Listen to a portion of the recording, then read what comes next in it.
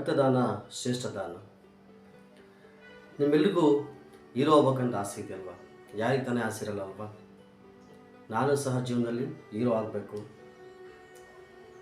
4 ಜನಕ್ಕೆ ಒಳ್ಳೇದು ಮಾಡಬೇಕು ಅಂತ ಎಲ್ರಿಗೂ ತುಂಬ ಆಸೆ ಇರುತ್ತೆ. ಹಾಗಾದರೆ ಹೀರೋ ಆಗಬೇಕು ಅಂದ್ರೆ ಏನು ಮಾಡಬೇಕು?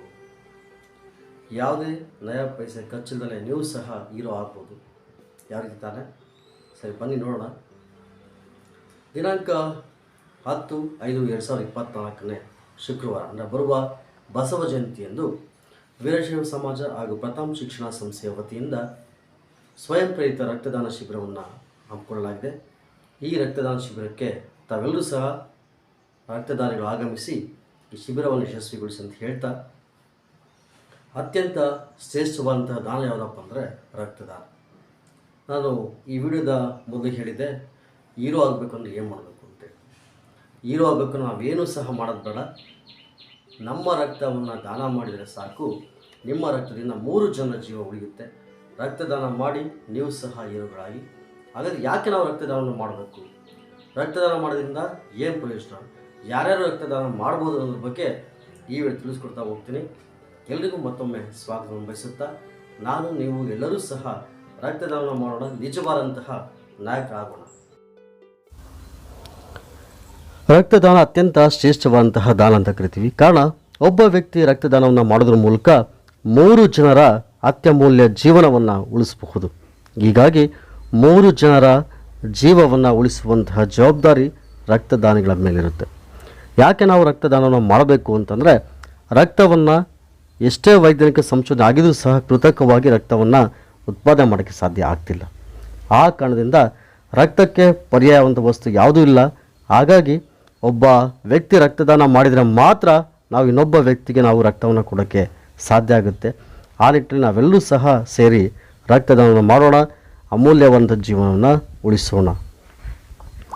ಒಬ್ಬ ವ್ಯಕ್ತಿ ಸುಮಾರು 5ರಿಂದ 6 ಲೀಟರ್ಗಳ ರಕ್ತ ತನ್ನ ದೇಹದಲ್ಲಿರುತ್ತೆ. ಆದರೆ ಯಾರು ರಕ್ತದಾನ ಮಾಡ್ಬೋದು, ಯಾರು ರಕ್ತದಾನ ಮಾಡೋಕ್ಕೆ ಸಾಧ್ಯ ಆಗಿಲ್ಲ, ರಕ್ತದಾನ ಮಾಡಿದರೆ ಏನು ಪ್ರಯೋಜನ ಅಂತ ಒಂದೊಂದಾಗಿ ನಾನು ನೋಡ್ತಾ ಹೋಗೋಣಂತೆ. ಯಾರು 18ರಿಂದ 60 ವರ್ಷದೊಳಗಿರುವಂಥ ಎಲ್ಲ ಆರೋಗ್ಯವಂತ ವ್ಯಕ್ತಿಗಳು ರಕ್ತದಾನ ಮಾಡ್ಬೋದು. ಜೊತೆಗೆ ಗಂಡು ಮಕ್ಕಳು 3 ತಿಂಗಳಿಗೊಮ್ಮೆ, ಹೆಣ್ಣು ಮಕ್ಕಳು 6 ತಿಂಗಳಿಗೊಮ್ಮೆ ರಕ್ತವನ್ನು ದಾನ ಮಾಡ್ಬೋದು. ದೇಹದ ತೂಕ ಕನಿಷ್ಠ 45 kg ಇರಬೇಕು. ಹೆಣ್ಣುಮಕ್ಕಳ ತೂಕ ಕನಿಷ್ಠ 50 kg ಇರಬೇಕು. ಹಿಮೋಗ್ಲೋಬಿನ್ ಪ್ರಮಾಣ 12.5 ಇರಲೇಬೇಕು.